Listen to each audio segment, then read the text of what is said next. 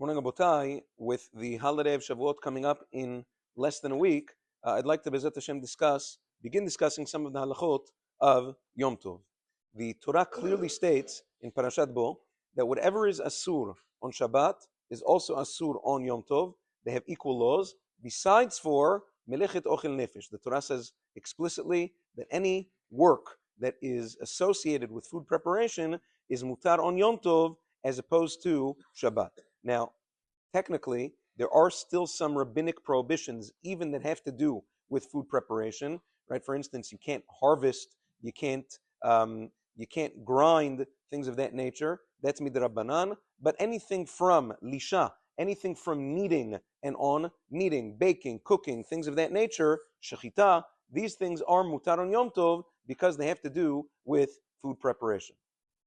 In the very first halacha in Ilchot Yom Tov, Siman Tav Tzadiheh, there's an interesting machloket rishonim that the Bet Yosef brings down, which is when you cook food, when you cook or bake, there are two different kinds of foods. One is called mefig ta'am, one is called eno mefig ta'am. There are certain kinds of foods that you cook or bake that if it's not done fresh, if it's not done on the spot, it tastes different if it's done a day or two before Yom Tov. That's called mefig ta'am.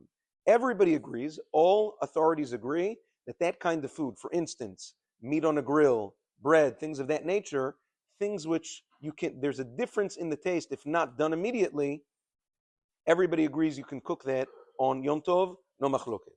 The machloket begins, what happens if you have certain things that are, if you cook them before Yom Tov, it doesn't taste any different if it's cooked a day or two before or on the day of. For instance, a jam, a compote, things of that nature, you can't really tell the difference. According to Maran Shulchan Aruch, Maran Zechron Bracha and Chazon Ovadia understands that according to the Shulchan Aruch, there's absolutely no difference between mefig tam and not, things that lose their taste and things that don't.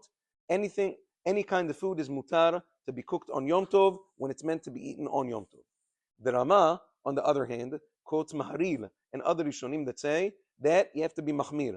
If there's a food like meat or bread or whatever, something that tastes better fresh, then bavada you can cook that.